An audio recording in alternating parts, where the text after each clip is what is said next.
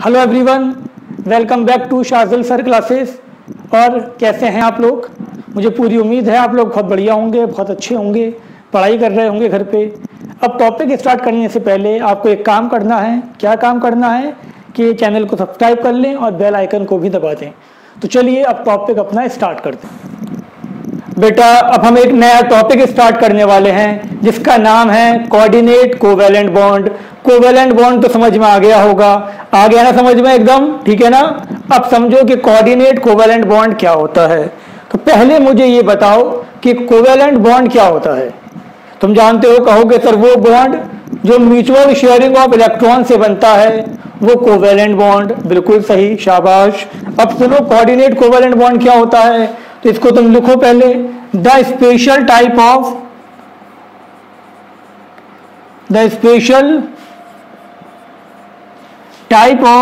Covalent bond, the special type of covalent bond in which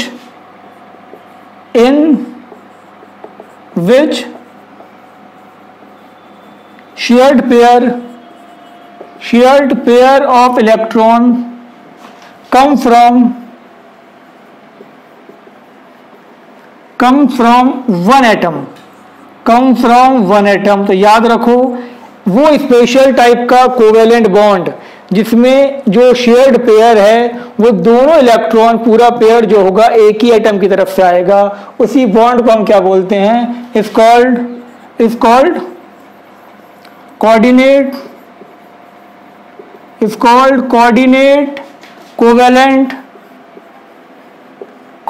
covalent bond और dative bond. Coordinate covalent bond और dative bond. ठीक है बेटा, बात समझ में आ गई? ठीक है, अब ये सुन लो, they are of two type. ये दो टाइप के होते हैं। They are of two type. पहले पूरा सुन लो, फिर बात समझ में बहुत अच्छे से आएगी। They are of two type. कौन कौन से होते हैं बेटा? सबसे पहला इसके अंदर होता है आपका, फर्स्ट है सिग्मा डेटिव बॉन्ड, और सेकंड है इसके अंदर आपका pi dative bond. Sigma dative bond और pi dative bond. Sigma dative bond को हम इंट्रामॉलिक्यूलर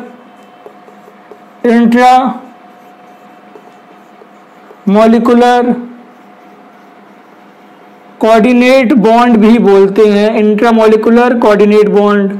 और पाई को हम इसको हम क्या बोलते हैं? Intermolecular.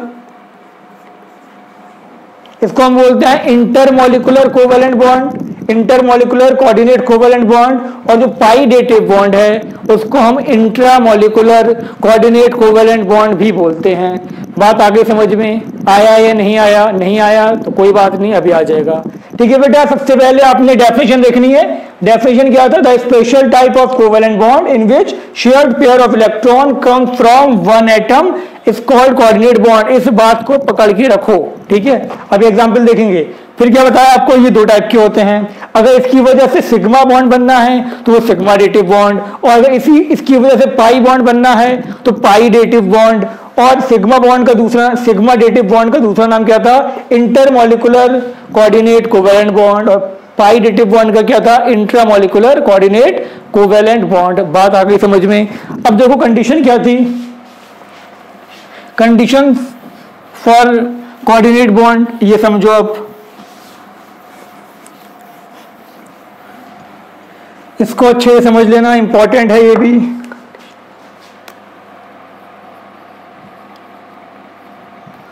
Conditions for coordinate bond, conditions for coordinate bond. तो बेटा ध्यान से समझो, इसकी दो कंडीशन है। फर्स्ट कंडीशन है one atom should have at least should have at least one lone pair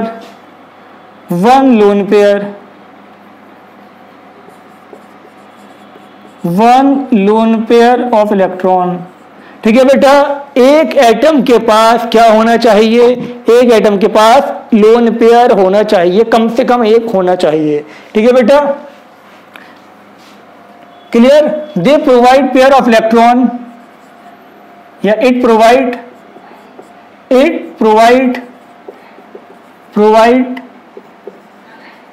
pair of electron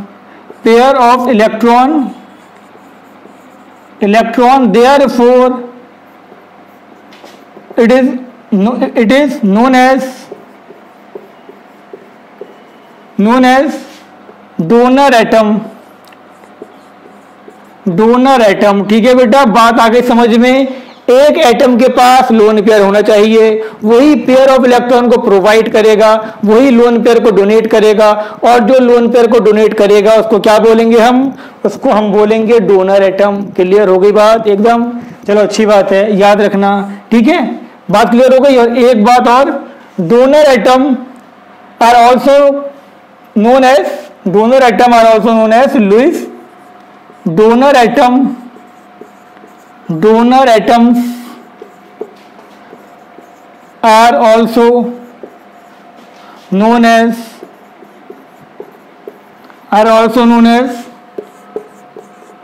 Lewis base. तो याद रखना बेटा, एसिड बेस का कॉन्सेप्ट पढ़ रखा है तुमने। अब जो एसिड बेस था कि जो H+ देगा वो एसिड, जो OH देगा वो बेस, वो कॉन्सेप्ट अरेनियस कॉन्सेप्ट था। फिर ब्राउन स्ट्रेट कॉन्सेप्ट आया, उसके बाद क्या आया, Lewis concept. According to Lewis concept जो lone pair of electron donate करेगा वो बेस होंगे। कौन से बेस होंगे? वो लुईस बेस होंगे। और जो लोन पेयर ऑफ इलेक्ट्रॉन को एक्सेप्ट करेंगे, जो पेयर ऑफ इलेक्ट्रॉन को एक्सेप्ट करेंगे वो लुईस एसिड होंगे। ठीक है बेटा, इसको समझ लो, इसको लिखो इसको, रब करते हैं हम। लिख लिया? सेकंड कंडीशन समझो, one atom should have vacant orbital,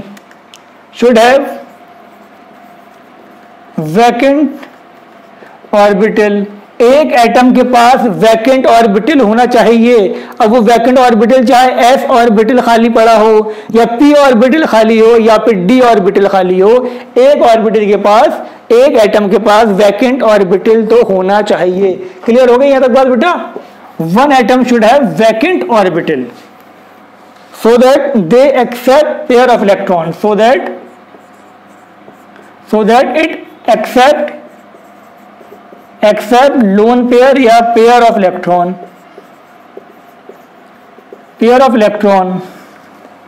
ठीक है बेटा, pair of electron, and therefore it is known as acceptor atom. इसीलिए उसको हम क्या बोलेंगे?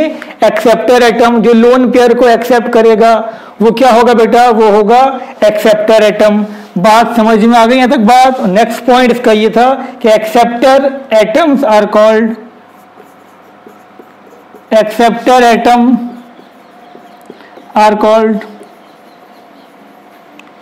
Called Lewis. याद रखना ये आर कॉल्ड लुईस, क्या बोलेंगे? Lewis acid. तो हमने क्या देखा, जिसके पास लोन पेयर होगा वो अपने लोन पेयर को डोनेट करेगा, और जब डोनेट कर रहा है तो क्या बोलोगे उसको बोलोगे डोनर। ठीक है, और जो भी डोनर होगा, समझ में आएंगे यहाँ तक बात, जो भी डोनर होगा उसको हम क्या बोलते हैं अकॉर्डिंग टू लुईस? वो होता है लुईस बेस। अब एक ने डोनेट करा तो दूसरा एक्सेप्ट करेगा कब? जब उसके पास एक्सेप्ट करने की जगह होगी। अगर एक्सेप्ट करने की जगह नहीं है तो वो क्यों करेगा एक्सेप्ट? जब उसके पास एक्सेप्ट करने की जगह होगी तो वो एक्सेप्ट करेगा, और उसको हम क्या बोलेंगे? Acceptor atom. और एक्सेप्टर एटम को अकॉर्डिंग टू लुईस कॉन्सेप्ट हम क्या बोलते हैं? Acid, Lewis acid. ठीक है बेटा, अब इसको समझना है हमें अच्छे से। कंडीशन तुम्हें याद होनी चाहिए। अभी जब ये टॉपिक हो जाएगा पूरा तो तुम्हें कंडीशन बिल्कुल अच्छे से समझ में भी आ जाएंगी। अब एग्जाम्पल देखो, सबसे पहले हम बात करेंगे इसके अंदर सिग्मा डेटिव बॉन्ड। इसकी एग्जाम्पल समझ लो, सिग्मा डेटिव बॉन्ड। ठीक है, ये इसको हमने दूसरा नाम क्या था बेटा? और इसका दूसरा नाम था इंटर मॉलिक्यूलर कोऑर्डिनेट बॉन्ड, ठीक है बेटा, इंटरमॉलिक्यूलर कोऑर्डिनेट बॉन्ड।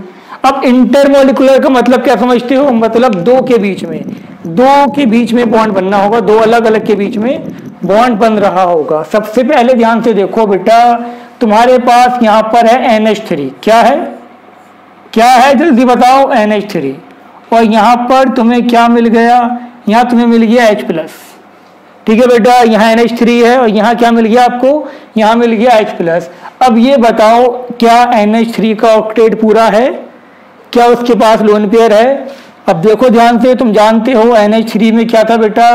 5 इलेक्ट्रॉन थे, 3 में हाइड्रोजन लग गए, यहाँ पर हाइड्रोजन लग गया, यहाँ हाइड्रोजन लग गया, और एक क्या बचा आपके पास? लोन पेयर, ठीक है। तो ऑक्टेट भी पूरा है और इसके पास लोन पेयर भी है। समझ में आई या नहीं आई? आ गई ना, कि सेंट्रल एटम के पास क्या था? आपके पास लोन पेयर भी था एटम के पास और उसका ऑक्टेट भी पूरा था। अब क्या हो, इसको देखो, इसका कॉन्फ़िगरेशन क्या था? हाइड्रोजन का कॉन्फ़िगरेशन होता है 1s1। अब तुमने इस बेचारे से वो इलेक्ट्रॉन भी निकाल लिया, तो इसका क्या बचा? 1s0। 1s0 का मतलब क्या हुआ बेटा? ऑर्बिटल खाली है, इसका ऑर्बिटल बिल्कुल खाली है इसके पास। तो अब क्या होगा? ये जो H है जिसका ऑर्बिटल खाली है, अब ये बहुत ज़्यादा दयालु है, ये बहुत डोनेशन करता है, इसने इसको परेशान हाल में देखा नहीं गया, तो इसने क्या सोचा? तो क्यों ना मैं इसको अपना लोन पेयर दे दूं, जिसकी वजह से ये खुश हो जाए। इसने ऐसे ही करा, और जब ऐसा करा तो यहाँ पर क्या बना बेटा? तो यहाँ पर आप ध्यान से देखें, यहाँ पर कहानी बन गई है, एक H, एक N, एक H, दूसरा H, और एक बॉन्ड बन गया ये, जिसको हमने एरो से दिखा दिया। लेकिन अब मॉडर्न बुक में एरो नहीं दिखाया जाता, ठीक है बेटा। तो ये क्या थे? ये 3 क्या थे? जल्दी बताओ। ये और ये 3 थे आपके क्या? Covalent bond. कौन से बॉन्ड? बोलो जल्दी बोलो। Covalent bond. और ये क्या था बेटा? अगर ये अच्छा नहीं लग रहा दिखने में तो समझदार को इशारा काफी है, ठीक है। ये 3 क्या थे? कोवेलेंट बॉन्ड थे। और ये कौन सा बॉन्ड था बेटा? Coordinate bond, coordinate covalent bond या कोऑर्डिनेट बॉन्ड। अब सुन लो ध्यान से, इधर उधर मत देखो, मेरी तरफ देखो बस। अब ये जो बॉन्ड बना है, बॉन्ड में कितने इलेक्ट्रॉन होते हैं? 2 इलेक्ट्रॉन होते हैं। दोनों इलेक्ट्रॉन किसके हैं? जो इलेक्ट्रॉन शेयर हुए हैं वो किसके हैं? वो दोनों इलेक्ट्रॉन नाइट्रोजन के हैं। और ऐसे को हम क्या बोलेंगे? ऐसे बॉन्ड को हम बोलेंगे कोऑर्डिनेट कोवेलेंट बॉन्ड। स्टार्टिंग में ही बताया था तुम्हें, special type of covalent bond in which shared pair of electron come from 1 atom. बताया था ना? क्लियर हो गई यहां तक बात? शाबाश। अब जिसने इलेक्ट्रॉन दिया वो क्या था बेटा? डोनर। डोनर कौन है इसके अंदर? नाइट्रोजन, ये कह सकते हो NH3। और डोनर क्या होता है?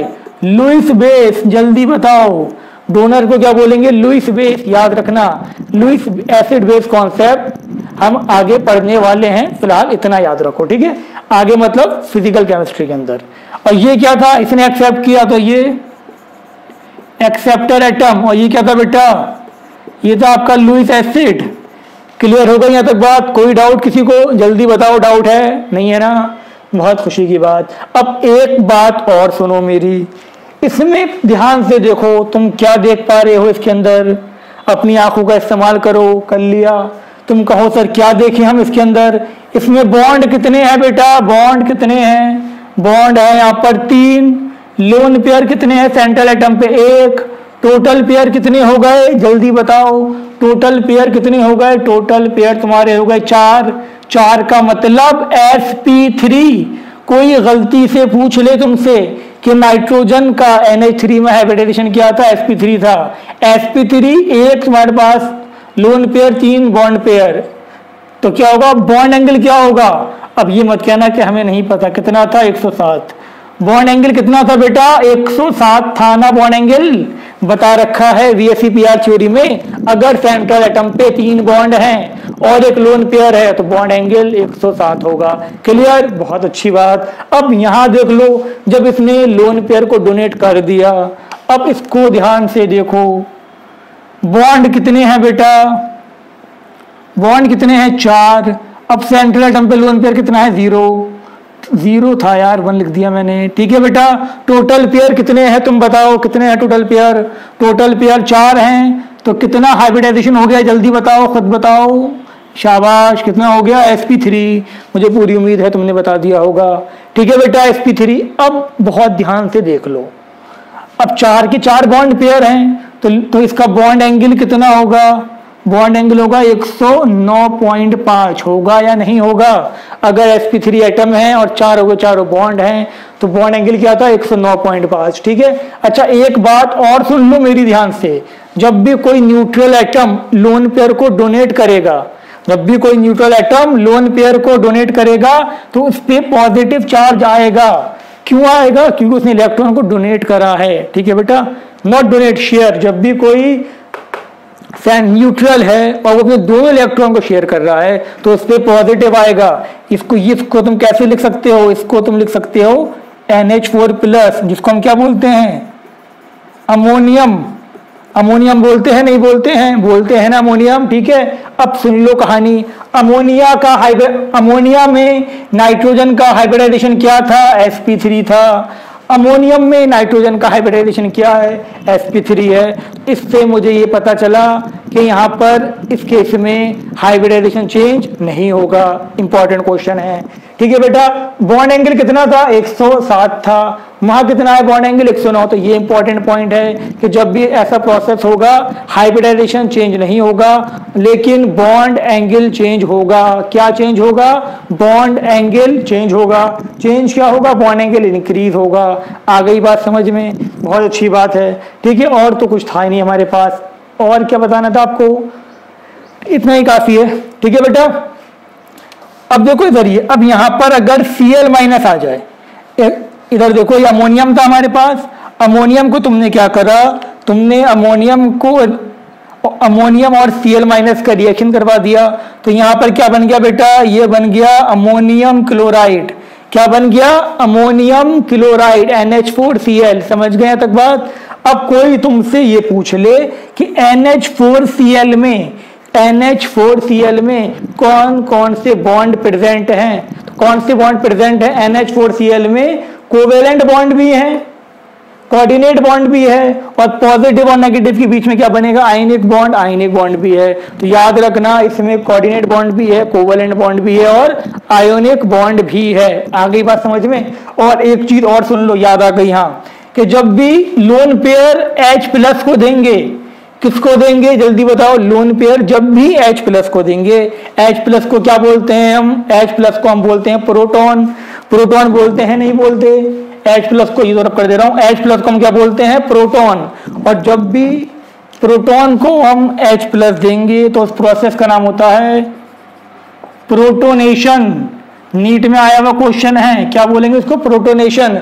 और पूछा ये गया था कि प्रोटोनेशन में क्या चीज चेंज होगी? तो प्रोटोनेशन में हाइब्रिडाइजेशन चेंज नहीं होगा सेंट्रल एटम का, प्रोटोनेशन में बॉन्ड एंगल चेंज होगा। चेंज भी क्या होगा? इंक्रीज होगा। लिख लो ये सारी बातें, क्लियर हो गई? अगली एग्जाम्पल पे आते हैं तुम्हारे लिए, प्रोटोनेशन की एक और अच्छी एग्जाम्पल। लेकिन मैं चाहूंगा ये तुम लोग ये खुद करो, खुद करना भी है। समझ गया बेटा? हमने यहां पर लिखा क्या? हमने यहां लिखा बेटा H2O। क्या लिखा? H2O। यहां पर लिखा मैंने H+। अब तुम जानते हो H2O में, वाटर में बहुत बार देख चुके हैं, 2 लोन पेयर होते हैं या नहीं होते हैं? शाबाश। तो जो जिसके पास लोन पेयर है वो क्या है? बहुत ज्यादा दयालु है वो। ठीक है ना? वो डोनेट करना चाहेगा, लोन पेयर शेयर करना चाहेगा, दूसरे को खुश करना चाहेगा। तो इसको हम क्या बोलेंगे? डोनर। ये डोनर है। और इस प्रोसेस में, ठीक है बेटा, ये क्या था आपका? ये लुईस बेस था। इसने लोन पेयर दिया इसके वैकेंट ऑर्बिटल में। ठीक है, ये भी खुश हो गया। अब यहां पर जो कहानी बन गई, H3O+, जब लोन पेयर देगा तो इससे प्लस चार्ज आ जाएगा।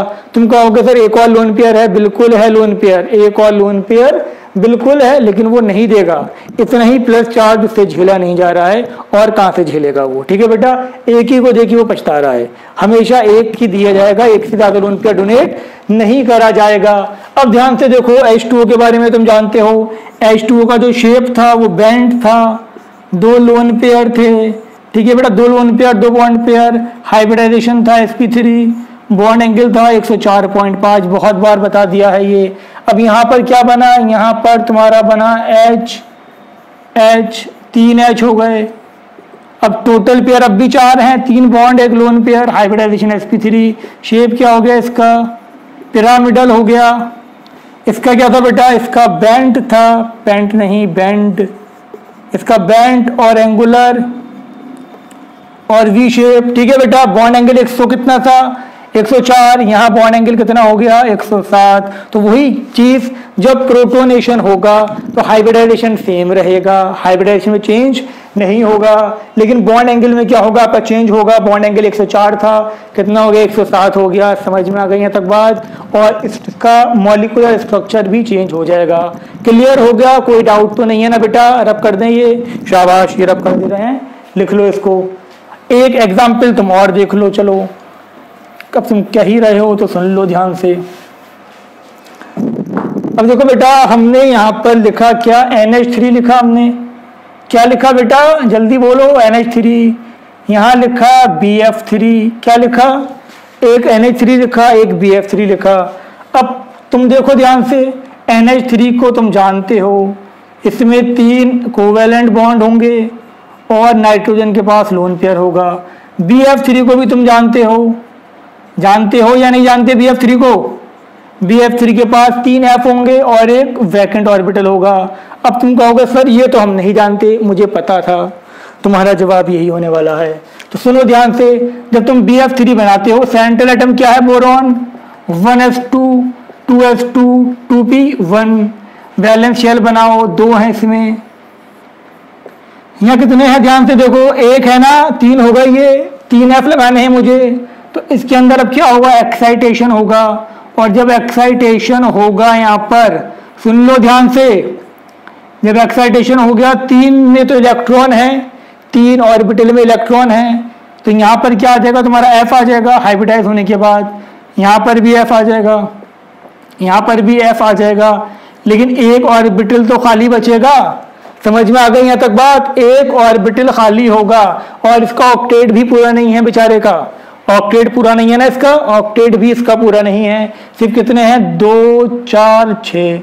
तो अब क्या करेगा, ये इसके लोन पेयर को एक्सेप्ट करेगा।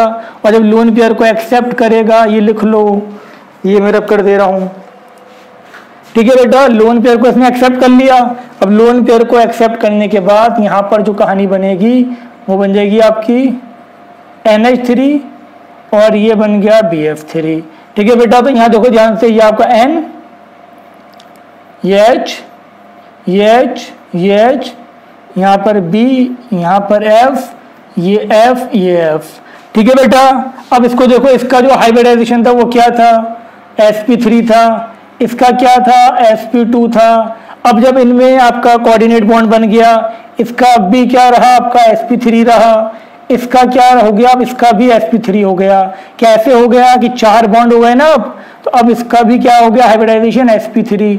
तो याद रखना, बोरॉन के, सुन लो ध्यान से, बोरॉन के जितने भी कंपाउंड होंगे वो इलेक्ट्रॉन डेफिशिएंट होंगे। क्या होंगे, इलेक्ट्रॉन डेफिशिएंट। इलेक्ट्रॉन डेफिशिएंट का मतलब क्या हो गया कि वो लोन पेयर को एक्सेप्ट कर सकते हैं, और जो लोन पेयर को एक्सेप्ट कर सकता है वो क्या होगा, लुईस एसिड। इंपॉर्टेंट क्वेश्चन है, नीट का, मींस का, हर जगह का। बोरॉन का कंपाउंड तुम्हें दिख गया कोई सा भी, ठीक है, तो वो क्या है, इलेक्ट्रॉन डेफिशिएंट है, वो लोन पेयर को एक्सेप्ट कर सकता है और वो एक्ट करेगा लुईस एसिड। क्लियर, लिख लो ये सारी बातें। यहाँ पर इसका हाइब्रिडाइजेशन चेंज नहीं हुआ, बट इसका हाइब्रिडाइजेशन क्या हो गया, चेंज हो गया। लिखो, देखो अब हम बात करेंगे पाई डेटिव बॉन्ड की। किसकी बात करेंगे, पाई डेटिव बॉन्ड। तो नाम से ही क्लियर है कि अगर कोऑर्डिनेट बॉन्ड पाई बॉन्ड बन रहा है तो वो पाई डेटिव बॉन्ड होगा। समझ में आ गई यहाँ तक बात। अब देखो ध्यान से, कब बनेगा और इसकी कंडीशन क्या होंगी।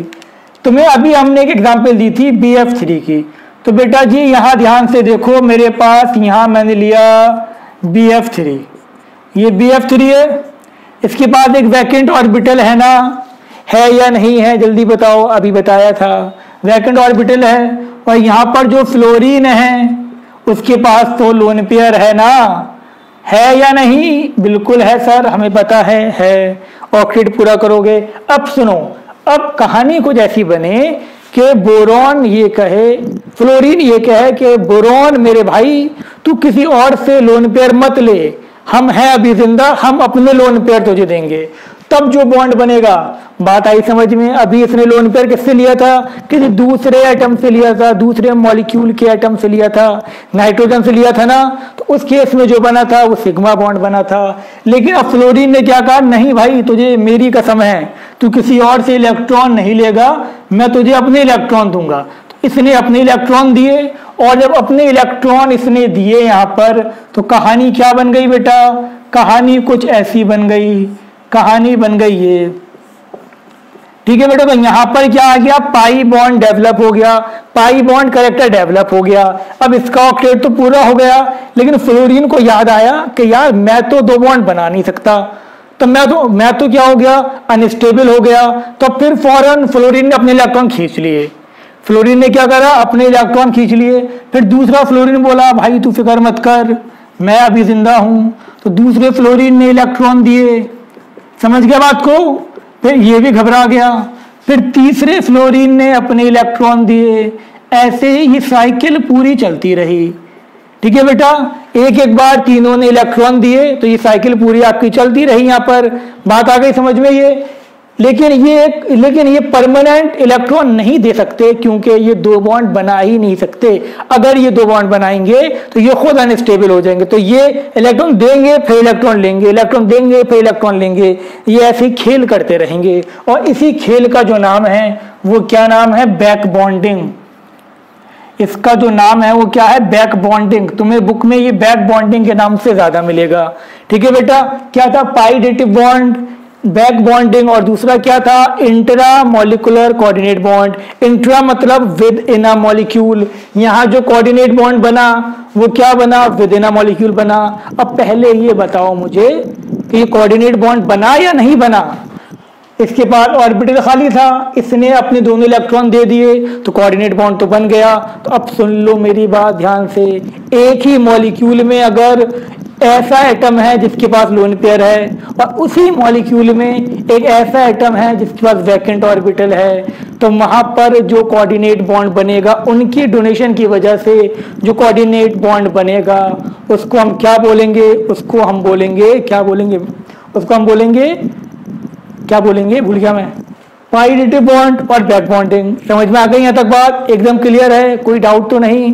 कंडीशन क्या बताई, दो कंडीशन, कि जिसके पास लोन पेयर है, पहली बात लोन पेयर हो, लोन पेयर वाला उसी मॉलिक्यूल से बिलोंग करता हो जिसके पास क्या हो, आपका वैकेंट ऑर्बिटल। क्लियर हो गई यहाँ तक बात? क्लियर, एकदम क्लियर। अब एक चीज और सुन लो ध्यान से, जब यहां पर आपका एक पाई बॉन्ड यहां, एक पाई बॉन्ड यहां, तो यहां पर एक समहाउ पाई बॉन्ड कैरेक्टर तो डेवलप हो गया ना। और जब पाई बॉन्ड कैरेक्टर डेवलप हो गया तो ये इसका मतलब एक बार पाई बॉन्ड यहां पर आया, एक बार पाई बॉन्ड यहां पर आया, तो ये क्या बन गए, ये बन गए इसके रेजोनेटिंग स्ट्रक्चर। क्या बन गया बेटा, जल्दी बताओ? रेजोनेटिंग स्ट्रक्चर बन गए ये। और ये क्या हो गया आपका, ये हो गया रेजोनेंस हाइब्रिड, रेजोनेंस हाइब्रिड हो गया ये।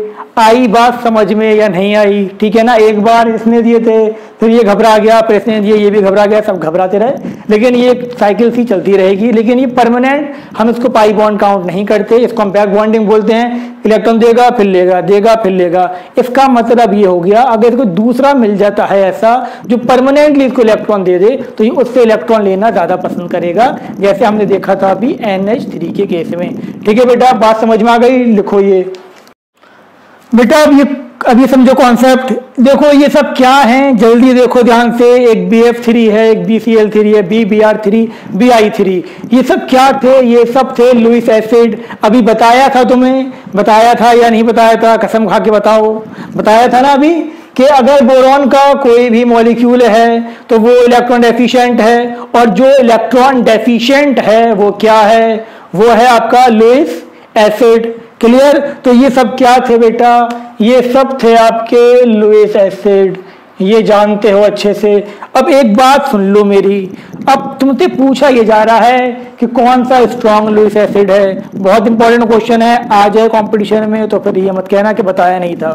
तो ध्यान से देखो बेटा, अब सुनो, इसमें बोरॉन का जो वैलेंस शेल है वो कौन सा है, वो है आपका 2p। अभी देखा था हमने। फ्लोरीन का भी कौन सा है 2p।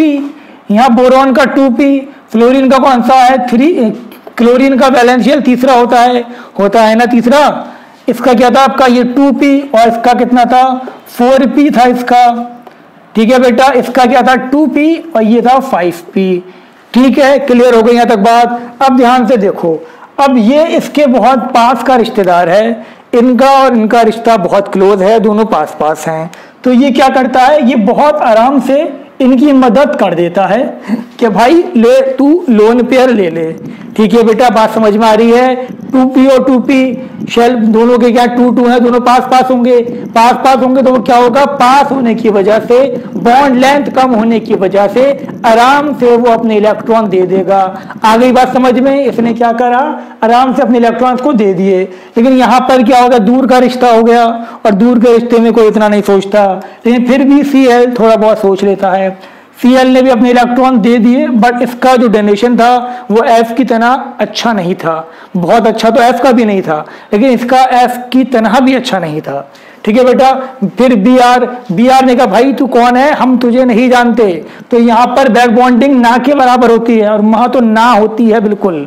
समझ में आ गई यहाँ तक बात। यहाँ पर बैक बॉन्डिंग इफेक्टिव होगी क्योंकि दोनों का साइज क्या था 2p पास पास थे दोनों, इलेक्ट्रॉन दे दिए आराम से। यहाँ पर कम इफेक्टिव होगी, यहाँ पर बहुत कम इफेक्टिव होगी, वहां पर नहीं होगी। ठीक है ना बेटा। तो यहाँ पर क्या हो गया, टेंडेंसी ऑफ बैक बॉन्डिंग क्या हो गई बेटा, टेंडेंसी ऑफ बैक बॉन्डिंग। जल्दी बताओ डिक्रीज हुई या नहीं हुई। ठीक है, tendency of back bonding decrease हो गई। अब तुम मुझे ये बताओ कि इन तीनों में स्ट्रॉन्ग लुईस एसिड कौन सा होगा, जल्दी बताओ। अब तुम गौर करो उस बात पे जो मैंने कहा था। लुईस एसिड क्या होते हैं, जो दूसरे मॉलिक्यूल से यानी कि लुईस बेस से क्या करें, लोन पेयर को एक्सेप्ट करें, जो दूसरे से लोन पेयर को एक्सेप्ट करें। सपोज NH3 मेरे पास है, अब NH3 एक अकेला खड़ा हुआ है यहाँ पर NH3।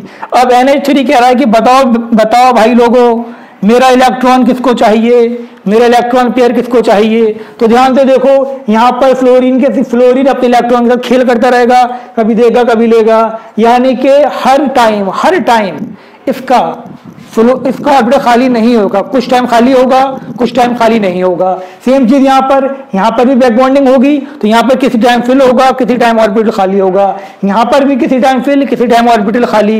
लेकिन यहाँ पर क्या होगा बेटा, यहाँ पर हर टाइम ऑर्बिटल खाली होगा। बात समझ में आ गई। ये इसमें क्या था, हर टाइम ऑर्बिटल खाली था, यहाँ पर इसने इलेक्ट्रॉन को नहीं दिया। और जब हर टाइम ऑर्बिटल खाली है तो वो क्या करेगा, वो फौरन कहेगा कि लाओ भाई लाओ अपना लोन पेयर मुझे दे दो। और जो जल्दी लोन पेयर को एक्सेप्ट करेगा वो स्ट्रॉन्ग लुईस एसिड। इस बात को गार्ड बांध लो बिल्कुल, मतलब भूलना नहीं है कि जो जल्दी लोन पेयर को एक्सेप्ट करेगा वो क्या होगा, स्ट्रॉन्ग लुईस एसिड। और जल्दी एक्सेप्ट कौन करेगा, जिसका ऑर्बिटल हर टाइम खाली रहेगा, जिसको हर टाइम जरूरत रहेगी इलेक्ट्रॉन की। तो यहाँ पर मैंने क्या देखा, जैसे बैक बॉन्डिंग की टेंडेंसी डिक्रीज हुई, लुईस एसिडिक नेचर क्या हो गया बेटा, लुईस एसिडिक नेचर इंक्रीज। तो याद रखना Bi3 is more acidic then BF3। Clear हो गई यहाँ तक बात। इंपॉर्टेंट क्वेश्चन है, भूलना नहीं है। फिर ये मत कहना कि सर आपने बताया नहीं था। क्लियर हो गई, बहुत अच्छी बात है, लिख लो। ये लिख लिया, रब कर दें, कर ही देंगे, तुमसे क्या पूछें। अब एक चीज और सुन लो जरा ध्यान से। वो क्या, वो ये सुनना है तुम्हें। इधर देखो बेटा ध्यान से। अभी तुम्हें मैंने बताया था कि यहाँ पर अगर BF3 तुम्हारे पास है और यहाँ बैक बॉन्डिंग होती है तो इसका ऑक्टेट पूरा हो गया। जब ऑक्टेट पूरा नहीं था तब इसका हाइब्रिडाइजेशन क्या था बेटा, sp2। और जब बैक बॉन्डिंग हो गई इसके अंदर, पाई डेटिव बॉन्ड बन गया, तब भी इसका हाइब्रिडाइजेशन क्या रहा, sp2 ही तो रहा। पाई बॉन्ड तो हाइब्रिडाइजेशन में इंक्लूड होता नहीं है, तो क्या रहा sp2। अब ये भी लिख लो बात को, मैं हर बात नहीं लिखूंगा, ये तुम लिख लो कि अगर टर्मिनल एटम, क्या कहा मैंने, अगर टर्मिनल एटम अपने लोन पेयर सेंट्रल एटम को देता है, टर्मिनल एटम जो आपका पाई डेटिव बॉन्ड है, जो आपका इंट्रा मॉलिक्यूलर कोऑर्डिनेट बॉन्ड है, या फिर जो आपका बैक बॉन्डिंग है, अगर बैक बॉन्डिंग में टर्मिनल एटम अपने लोन पेयर सेंट्रल एटम को देगा तो उसका हाइब्रिडाइजेशन भी चेंज नहीं होगा और बॉन्ड एंगल भी चेंज नहीं होगा। क्लियर? हाइब्रिडाइजेशन भी चेंज नहीं होगा और बॉन्ड एंगल भी चेंज नहीं होगा। क्लियर हो गई यहाँ तक बात? लिख लिया, बहुत अच्छी बात। ठीक है बेटा, ये रब कर दें, आप रब कर देना ये। चलो ये रब कर दे रहे हैं, याद रखना, लिख लिया होगा ये। अब इसको देखो ध्यान से बेटा, आप ध्यान से देखें। यहां पर हमने लिखा, क्या लिखा हमने यहां पर लिखा SI, यहां लिखा हमने NCH3 एक लोन पेयर है इसके पास, है या नहीं? लोन पेयर है ना इसके पास बेटा। ठीक है, इसको मैं ऐसे लिख दूं CH3 का होल थराइस N। ठीक है बेटा, कोई तुमसे पूछ ले शेप क्या होगा इसका, शेप पिरामिडल होगा, पिरामिडल होगा। ठीक है, लेकिन बॉन्ड एंगल तो बढ़ जाएगा, लेकिन शेप पिरामिडल होगा इसका। ठीक है, लेकिन और हाइब्रिडाइजेशन क्या था इसका? हाइब्रिडाइजेशन वही 1 बॉन्ड 2 बॉन्ड 3 बॉन्ड एक लोन पेयर, हाइब्रिडाइजेशन हो गया इसका sp3। लेकिन कहानी में आ जाएगा ट्विस्ट, मतलब मॉलिक्यूल तुम्हारे पास लिखा हो, ये ध्यान से देखो बेटा, कहानी में अगर ट्विस्ट आ जाए, यहाँ पर नाइट्रोजन है और यहाँ पर तुम्हारे पास सिलिकॉन है, SiH3 है, इसका होल थराइस, मतलब कहानी कुछ ऐसी है। यहाँ पर आपका SiH3, यहाँ पर आपका SiH3, यहाँ पर आपका SiH3, ये कहानी है। ठीक है बेटा, अब देखो सिलिकॉन तीसरे पीरियड से बिलोंग करता है, बताया है ना, सिलिकॉन तीसरे पीरियड से बिलोंग करता है, और जो तीसरे पीरियड से बिलोंग करेगा, जो भी तीसरे पीरियड से बिलोंग करेगा, वो क्या करेगा, वो अपना ऑक्टेट को एक्सीड कर सकता है। जो तीसरे पीरियड से बिलोंग करेगा वो अपने ऑक्टेट को एक्सीड कर सकता है। तो मतलब अब ये इसको इलेक्ट्रॉन दे देगा। यहाँ पर रिपल्जन कम करने के लिए, कि पिरामिडल में रिपल्जन ज्यादा होगा, रिपल्जन को कम करने के लिए अब नाइट्रोजन अपना लोन पेयर इसको डोनेट कर देगा, और जब लोन पेयर डोनेट कर देगा तो कहानी क्या बन जाएगी, यहाँ पर हो जाएगा आपका डबल बॉन्ड, यहाँ पर आपका SiH3, यहाँ पर भी क्या हो गया आपका SiH3। बात समझ में आ गई? और अब हाइब्रिडाइजेशन क्या हो गया, यहाँ पर हाइब्रिडाइजेशन हो गया आपका sp2। लेकिन अगर बैक बॉन्डिंग नहीं थी तो हाइब्रिडाइजेशन क्या था, sp3 था। तो याद रखना, ये sp3 हाइब्रिडाइजेशन में एग्जिस्ट नहीं करता, क्योंकि ये जब भी बनेगा अपने लोन पेयर दे देगा, लेकिन ये हमेशा sp3 में एग्जिस्ट करेगा। क्यों करेगा sp3 में? क्योंकि कार्बन के पास तो कोई वैकेंट ऑर्बिटल होता नहीं है। ठीक है ना, जो तीसरे पीरियड से बिलोंग करते हैं उसके पास वैकेंट d ऑर्बिटल होता है, d ऑर्बिटल खाली होता है, बट कार्बन के पास कोई भी वैकेंट ऑर्बिटल नहीं है, तो ये इसको डोनेट नहीं कर पाएगा। तो ये इसका जो पूछा गया क्वेश्चन है, ये जो था आपका, इसका हाइब्रिडाइजेशन था sp3 और इसका जो हाइब्रिडाइजेशन था वो क्या था, sp2। ठीक है बेटा, ये क्या था, पिरामिडल, वो क्या था, ट्राइगोनल प्लेनर। अब एक बात तुम्हें और समझ में आ गई होगी, अगर इंट्रामोलिकुलर डेटिव बॉन्ड बनता है लेकिन उसमें टर्मिनल सेंट्रल एटम, नोट कर लो उसको भी, अगर बैक बॉन्डिंग में या इंट्रामोलिकुलर डेटिव बॉन्ड में या पाई डेटिव बॉन्ड में अगर सेंट्रल एटम अपना लोन पेयर टर्मिनल को देगा, अगर सेंट्रल अपना लोन पेयर टर्मिनल को देगा, तो उस केस में हमेशा बॉन्ड एंगल बढ़ेगा, हाइब्रिडाइजेशन चेंज होगा। यहाँ बॉन्ड एंगल पिरामिडल का जो होता है अप्रोक्सीमेट कितना था, 107 था, लेकिन उससे ज्यादा होता है क्योंकि बल्कि ग्रुप है। लेकिन यहाँ क्या होगा आपका अप्रोक्सीमेट 120।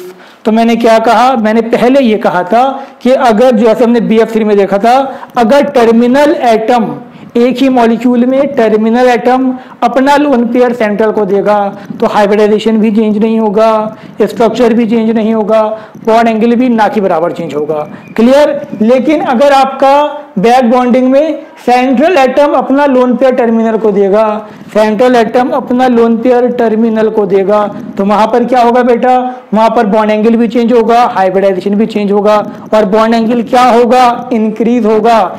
एक पॉइंट इंपॉर्टेंट है, छूट ना जाए एक भी पॉइंट। एक पॉइंट और सुन लो, अब तुमसे कहा गया कि तुम्हारे पास ये है और तुम्हारे पास क्या है, ये है, ये दोनों मॉलिक्यूल हैं। पूछा जाए कि इसमें से अच्छा लुईस बेस कौन सा है।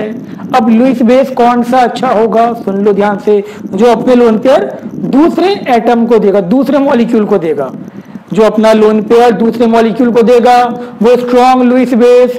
अब क्या इसके पास लोन पेयर बचा अपना, नहीं बचा, इसने तो अंदर ही लोन पेयर दे दिया अपना, तो ये वीक लुईस बेस और ये इसके कंपैरिजन में स्ट्रॉन्ग लुईस बेस। आ गई बात समझ में, कोई डाउट तो नहीं होना चाहिए आपको। इसको लिख लो, बहुत अच्छा कॉन्सेप्ट था ये, लिखो इसको बेटा ध्यान से, रब कर देंगे, लिख लिया आपने, बहुत अच्छी बात। एक आध चीज और देख लो, इस टॉपिक को खत्म करते हैं आप। तो बेटा देखो, हमने यहां पर लिखा BF3 और हमने यहां पर लिखा BF4 माइनस, ठीक है। अब कहोगे सर ये क्या हो गया, ये ऐसे हो गया जब BF3 ने एक F माइनस को एक्सेप्ट कर लिया तो ये बन जाएगा, ठीक है बेटा। कैसे बनेगा खैर वो छोड़ दो तुम, अभी तुम ध्यान से सुनो, एक BF3 था, एक BF4 माइनस था। तुमसे ये पूछा गया कि तुम्हें ये बताना था कि इसमें, इन दोनों में से किस में B और F के बीच में बॉन्ड लेंथ ज्यादा होगी, किसका बॉन्ड लेंथ ज्यादा होगी। तो ध्यान से देखो बेटा, जब BF3 था तो इसके अंदर समहाउ बैक बॉन्डिंग भी तो थी, बैक बॉन्डिंग थी ना, मतलब पाई बॉन्ड करेक्टर था, और जब पाई बॉन्ड करेक्टर होगा तो बॉन्ड लेंथ कम हो जाती है। तो याद रखना, पाई बॉन्ड की बॉन्ड लेंथ सिग्मा बॉन्ड से कम होती है। लेकिन जब BF4 बन गया तो अब तो चारों के चारों क्या हैं, F हैं, मतलब चारों के चारों क्या होंगे आपके, 4 के 4 आपके इसके अंदर क्या होंगे बेटा, सिंगल बॉन्ड होंगे। तो बॉन्ड लेंथ किसकी ज्यादा है, bond length of BF bond in BF3 is less than किससे, BF4। आगे बात समझ में नहीं आई तो दोबारा देख लो यार, ठीक है। चलो मैं बता दे रहा हूं दोबारा, यहाँ रेजोनेंस आ गया था, रेजोनेंस की वजह से डबल बॉन्ड, बैक बॉन्डिंग की वजह से रेजोनेंस आया, रेजोनेंस की वजह से क्या हुआ, डबल बॉन्ड कैरेक्टर आ गया। और जब डबल बॉन्ड की बॉन्ड लेंथ कम होती है किससे, सिंगल बॉन्ड से, तो इसकी बॉन्ड लेंथ कम है, इसकी बॉन्ड लेंथ कम है, इन सब की बॉन्ड लेंथ क्या है, ज्यादा है।